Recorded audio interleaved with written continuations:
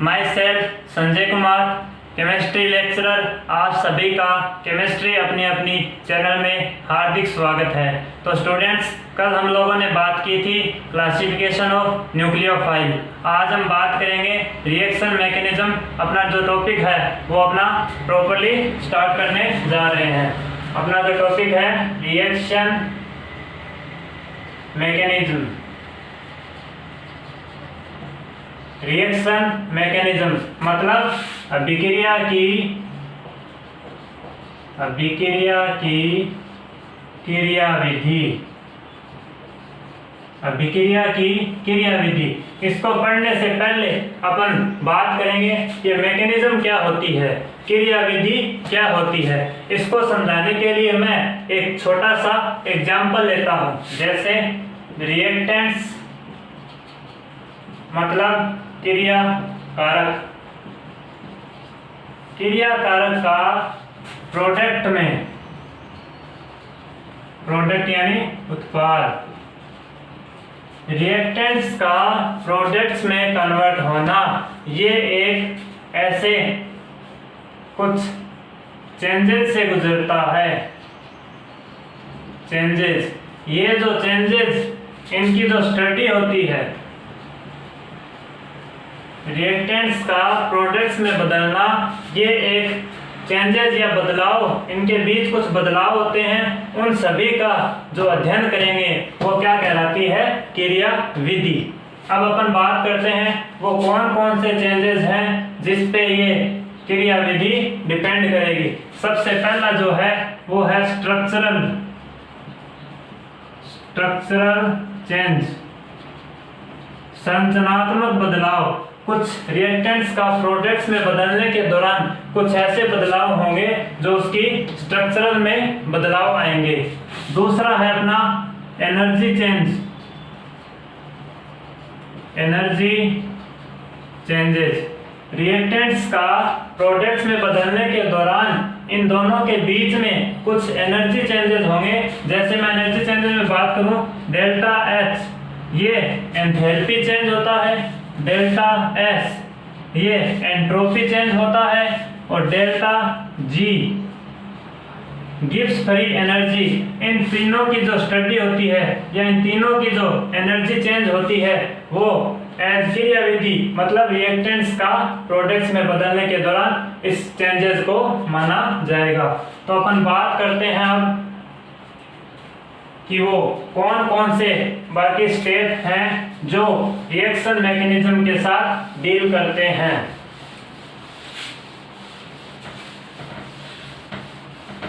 तो ये अपन ने मैकेनिज्म के बारे में देखा। अब अपन देखेंगे कुछ ऐसे स्टेप्स हैं जो मैकेनिज्म या क्रियाविधि के साथ डील करेंगे। तो मैं अपनी हेडिंग क्या हो जाएगी, स्टेप्स डील्स विद मैकेनिज्म। कुछ ऐसे स्टेप्स जो मैकेनिज्म के साथ डील करेंगे। इसमें हमने सबसे पहले पढ़ेंगे इलेक्ट्रॉनिक डिस्प्लेसमेंट। इलेक्ट्रॉनिक विस्थानीकृत या इलेक्ट्रॉनिक स्थानांतरण। नंबर 2 आता है इसमें बॉन्ड क्लीवेज बंध विदलन। नंबर 3 आता है इसमें type of intermediate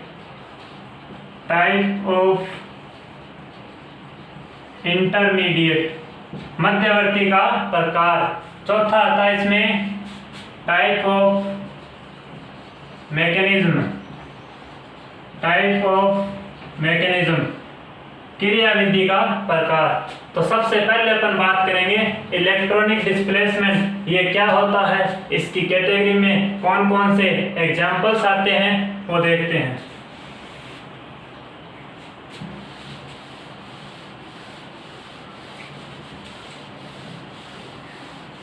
electronic displacement मतलब क्या हो गया इसका, इलेक्ट्रॉनीकरण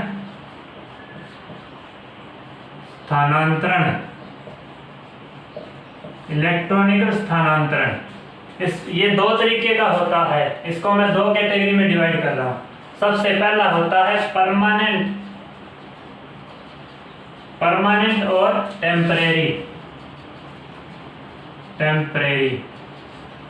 एक तो परमानेंट होता है, एक होता है टेम्परेरी। परमानेंट का मतलब क्या हो गया?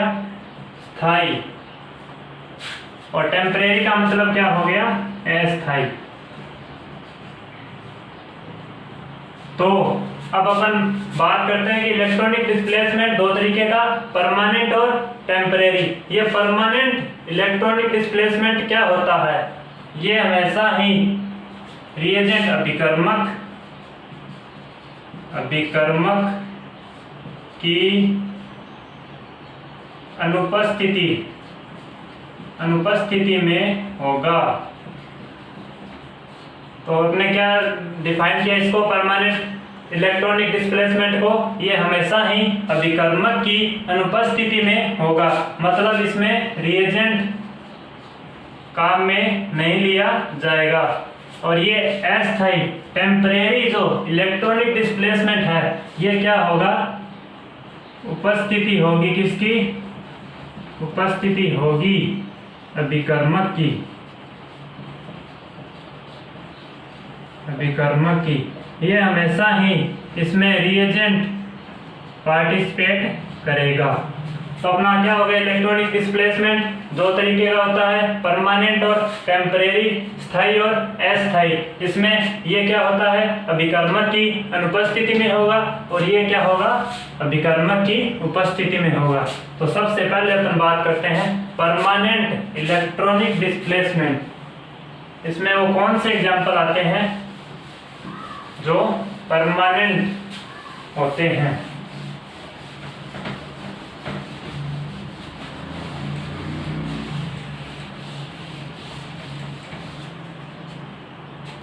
तो अपन बात करते हैं परमानेंट की। Permanent electronic displacement. Permanent electronic displacement, इसमें सबसे पहले अपन बात करेंगे इंडक्टिव इफेक्ट,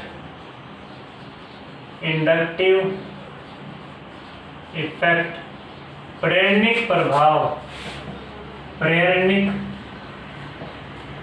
प्रभाव। दूसरा अपन बात करेंगे रेजोनेंस, अनुनाद। थर्ड इसमें आता है हाइपर कॉन्जुगेशन,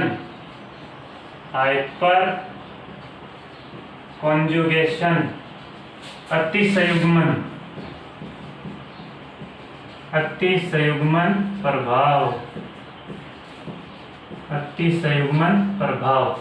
तो परमानेंट इलेक्ट्रॉनिक डिस्प्लेसमेंट में क्या हो गया? जो रिएजेंट की अनुपस्थिति में होगा, उसमें सबसे पहले अपन देखेंगे इंडक्टिव इफेक्ट, दूसरा अपन देखेंगे रेजोनेंस, और तीसरा अपन देखेंगे हाइपर कॉन्जुगेशन। अब सबसे पहले अपन बात करते हैं इंडक्टिव इफेक्ट की, कि इंडक्टिव इफेक्ट क्या होता है, इसके बारे में थोड़ा जान लेते हैं। इंडक्टिव इफेक्ट्स मतलब इसके नाम से पता चल रहा है ये क्या है? Permanent electronic displacement. मतलब permanent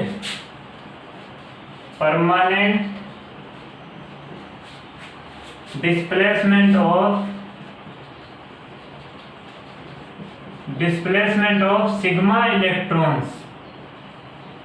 permanent displacement of sigma electron, मतलब जो इलेक्ट्रॉन परमानेंटली स्थानांतरित होंगे वो कौन से बॉन्ड के होंगे? सिग्मा बॉन्ड के। इसके साथ साथ इसकी क्या कंडीशन रहेगी?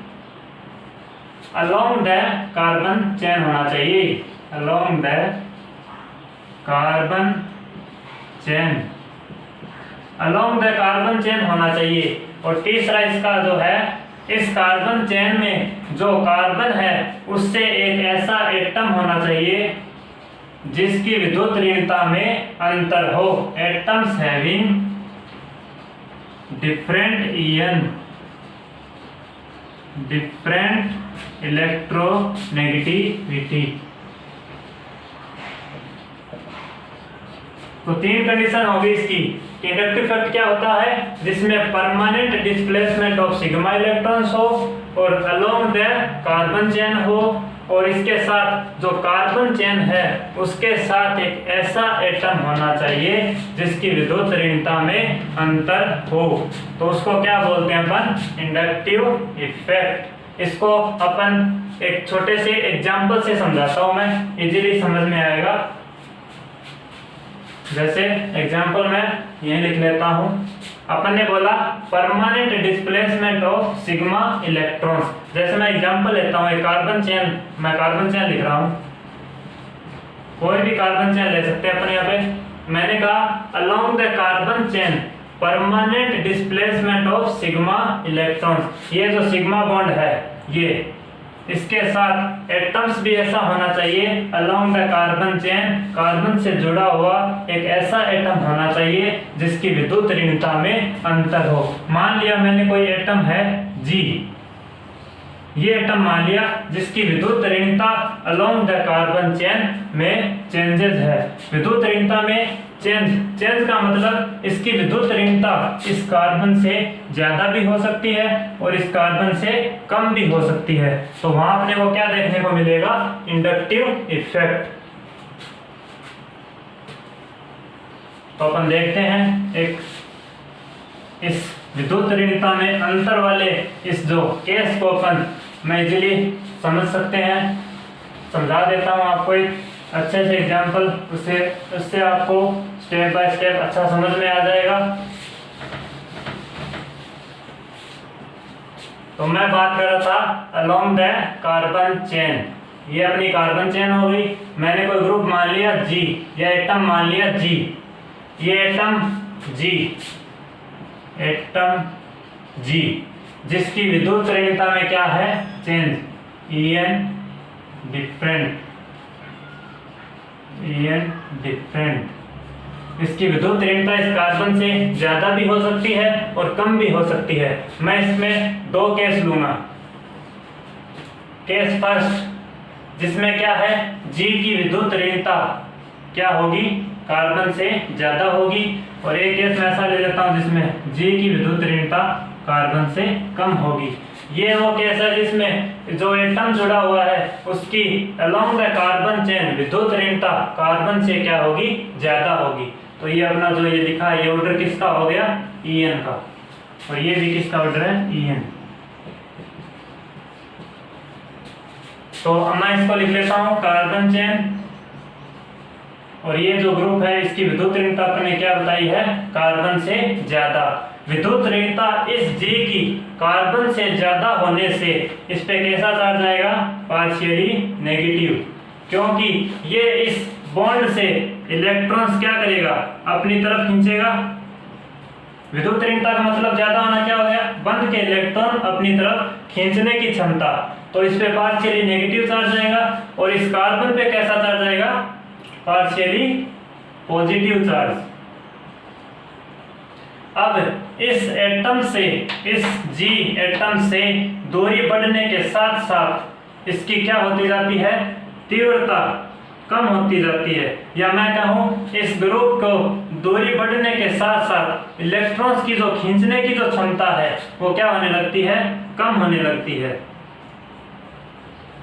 तो इस पास वाले कार्बन पे पॉजिटिव चार्ज तो होगा, लेकिन इसकी इंटेंसिटी क्या होगी, थोड़ी कम होगी।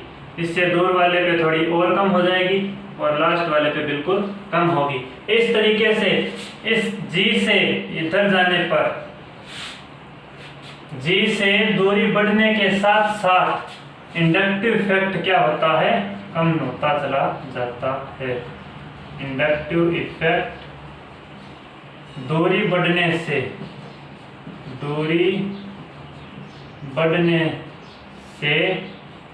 कम हो रहा है। इस G से दूरी बढ़ने के साथ साथ दूरी बढ़ने से इंडक्टिव इफेक्ट की जो इंटेंसिटी थी वो क्या हो गई, कम हो गई। इसी तरीके से अपन यहाँ पे बात करते हैं जिसमें G की विद्युत ऋणता कार्बन से क्या है, कम है। जैसे मैं कार्बन श्रृंखला की बात करता हूँ, ये G अपना एटम हो गया, इसकी विद्युत ऋणता कार्बन से क्या है, कम है। कार्बन से कम होने का मतलब क्या हो गया, इस कार्बन की विद्युत ऋणता ज्यादा है, तो बंध के दोनों इलेक्ट्रॉन ये अपनी तरफ खींचेगा, बंध के इलेक्ट्रॉन अपनी तरफ खींचेगा, मतलब इस G पे कौन सा चार्ज आएगा, positive charge, partially positive charge. और ये कार्बन अपनी तरफ इलेक्ट्रॉन खींच रहा है, तो इस पे कौन सा चार्ज आएगा, पार्शियली नेगेटिव। तो इस G से दूरी बढ़ने के साथ साथ इस इंडक्टिव इफेक्ट की तीव्रता कम हो जाती है, मतलब ये कार्बन जितना इस G से इलेक्ट्रॉन खींचेगा वो कार्बन इसकी तुलना में नहीं खींच पाएगा। इससे इस कार्बन की और थोड़ी कैपेसिटी कम हो जाएगी, इस कार्बन की उस G से दूरी बढ़ने से इसकी कैपेसिटी भी और कम हो जाएगी। तो इलेक्ट्रॉन जो टेंडेंसी इलेक्ट्रॉन की प्लेसमेंट करने की वो क्या होती जाती है, कम होती जाती है। तो ये जो पार्शियली नेगेटिव चार्ज है, दूरी बढ़ने के साथ साथ इस कार्बन की इलेक्ट्रॉन खींचने की जो टेंडेंसी कम हो गई, तो इस पे पार्शियल नेगेटिव चार्ज आने की भी टेंडेंसी कम होती चली जाती है। तो ये आप देख रहे हैं, इस G से कार्बन के लॉन्ग चेन इसमें दूरी बढ़ने के साथ साथ इंडक्टिव इफेक्ट इसमें भी क्या हो रहा है, कम हो रहा है, इंडक्टिव इफेक्ट कम। तो विद्युत ऋणता G की कार्बन से ज्यादा हो या कार्बन से कम हो, दूरी बढ़ने के साथ साथ दोनों ही केस में क्या हो रहा है, इंडक्टिव इफेक्ट की जो तीव्रता है वो कम होती जा रही है। अब अपन देखते हैं इस G की विद्युत ऋणता अगर कार्बन से कम है तो अपन ऐसे कौन से ग्रुप काम में ले सकते हैं और जिससे अपने को इजीली डिफाइन करें।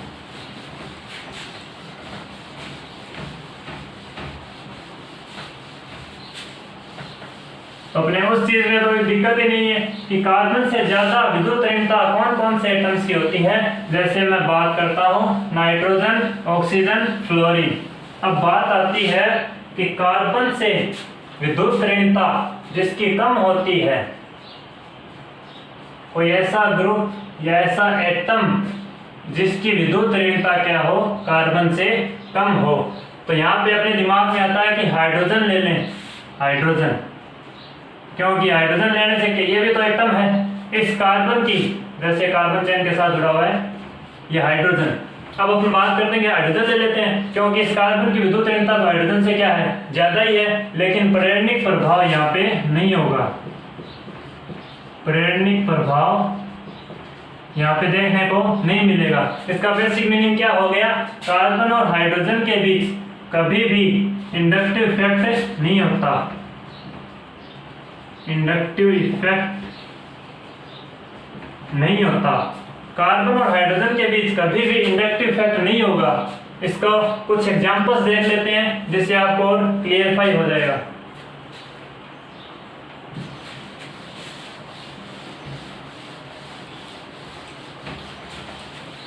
तो कार्बन और हाइड्रोजन के बीच कभी भी प्रेरणिक प्रभाव अपने को शो नहीं करना है। मैं एग्जाम्पल की बात करता हूं, जैसे मैंने एग्जाम्पल ले लिया CH4, methane, H H H H। ये जो कार्बन और हाइड्रोजन के बीच है, इसके बीच प्रेरणिक प्रभाव नहीं होगा, प्रेरणिक प्रभाव अनुपस्थित, प्रेरणिक प्रभाव यहाँ पे एब्सेंट रहेगा, इसमें प्रेरणिक प्रभाव नहीं होगा। जैसे मैं और एग्जांपल की बात करता हूँ CH3 CH3 C2H6, ये क्या हो गई, एथेन। इसमें भी बात कर लेते हैं CH CH CH H H, इसमें भी प्रेरणिक प्रभाव नहीं होगा, प्रेरणिक प्रभाव एब्सेंट, इसमें भी प्रेरणिक प्रभाव नहीं होगा। अब अपन बात करते हैं एक ऐसा एग्जाम्पल जिसमें कार्बन और हाइड्रोजन के बीच प्रेरणिक प्रभाव हो सकता है, मतलब पॉसिबिलिटी है कि कार्बन और हाइड्रोजन के बीच प्रेरणिक प्रभाव कैसे होगा। तो मैं एग्जांपल देता हूँ एक ऐसा जिसमें कार्बन और हाइड्रोजन के बीच प्रेरणिक प्रभाव देखने को मिलेगा।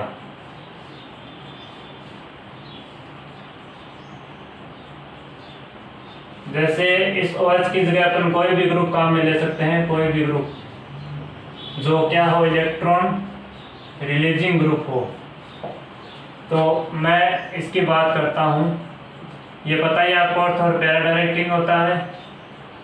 अब अपन ने बात की इंडक्टिव इफेक्ट, इसमें इंडक्टिव इफेक्ट कैसे होगा, इस जो ऑक्सीजन का जो लोन पेयर है ये इलेक्ट्रॉन रिलीजिंग ग्रुप है और इसका इंडक्टिव इफेक्ट दिखाना है अपने को। तो इंडक्टिव इफेक्ट मतलब इस कार्बन की तुलना में इस ऑक्सीजन की विद्युत ऋणता क्या है, ज्यादा।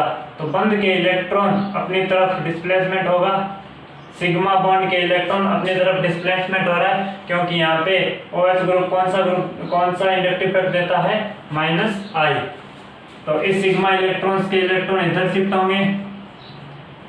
अब यहाँ पे इस कार्बन और हाइड्रोजन में इस ग्रुप की प्रेजेंस में -I इफेक्ट, या एक एटम की बात करूं जिसकी विद्युत ऋणता कार्बन से क्या है, ज्यादा है, इस कंडीशन में इस कार्बन और इस हाइड्रोजन के बीच अपने को इंडक्टिव इफेक्ट देखने को मिलता है।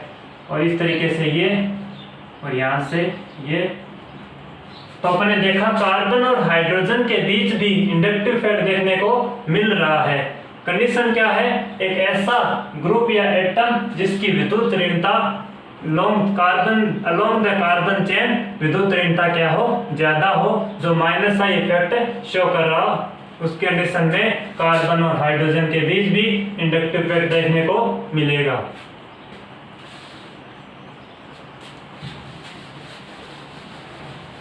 तो इंडक्टिव इफेक्ट में क्या हो गया, इलेक्ट्रॉन्स का जो विस्थानीकरण होता है वो क्या होता है, आंशिक।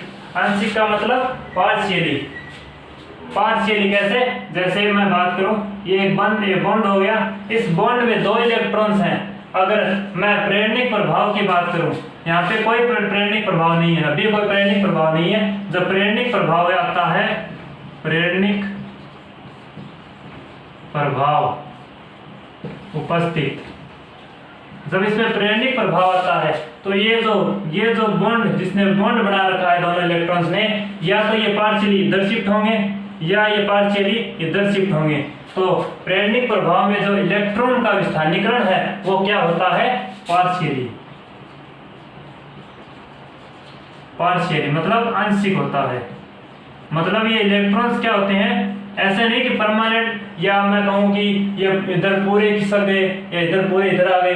तो पार्शियली आंशिक मतलब थोड़े से इधर खिसकेंगे या थोड़े से इधर खिसकेंगे। तो आंशिक डिस्प्लेसमेंट ऑफ इलेक्ट्रॉन्स क्या होता है, प्रेरणिक प्रभाव में होता है।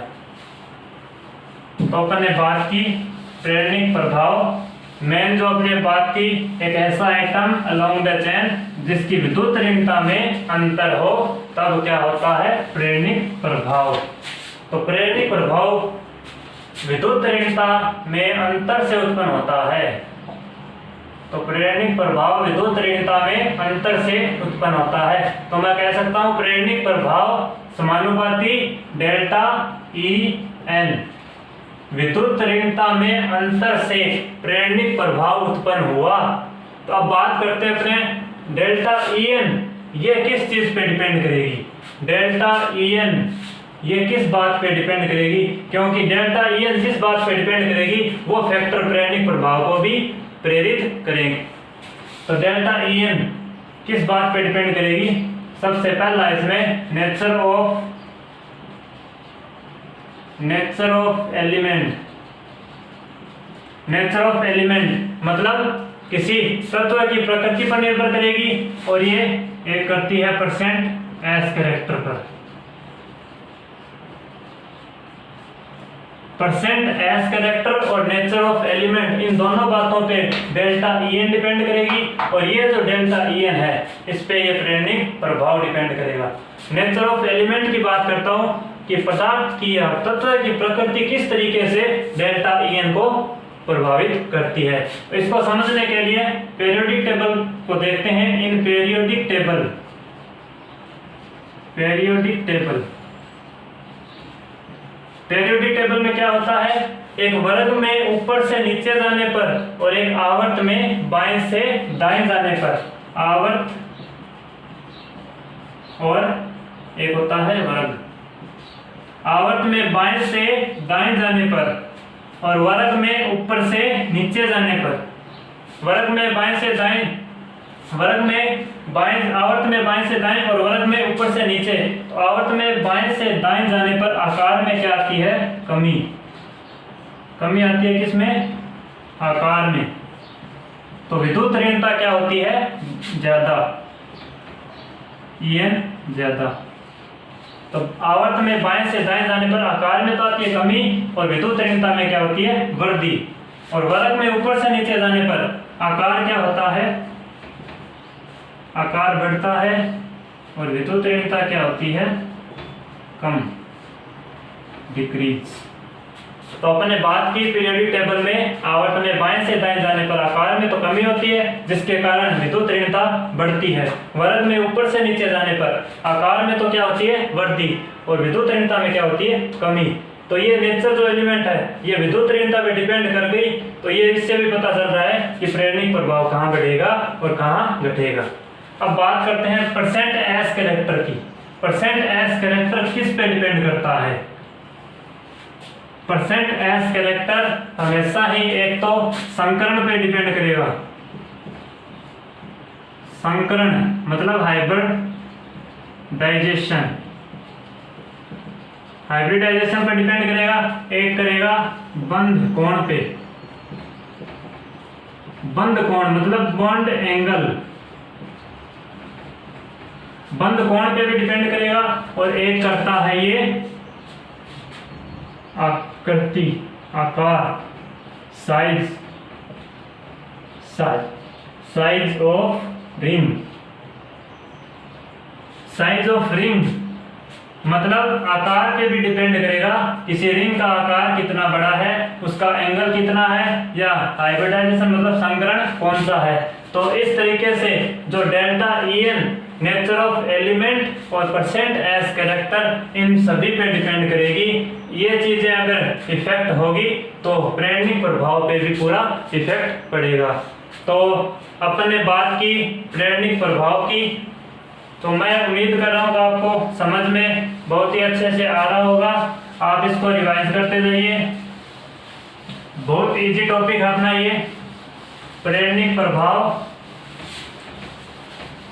तो अपन अब इसकी जो विद्युत ऋणता में जो अंतर देखा है वो किस तरीके से प्रेरणिक प्रभाव को इफेक्ट करेगा, वो अपन आगे जो अपना नेक्स्ट लेक्चर होगा उस लेक्चर में देखेंगे कि परसेंट एस कैरेक्टर जो किस बातों पे डिपेंड करता है और उस चीज से प्रेरणिक प्रभाव पे क्या इफेक्ट पड़ता है। तो तब तक के लिए आप इसको रिवाइज करते जाइएगा। नेक्स्ट लेक्चर के लिए प्लीज सब्सक्राइब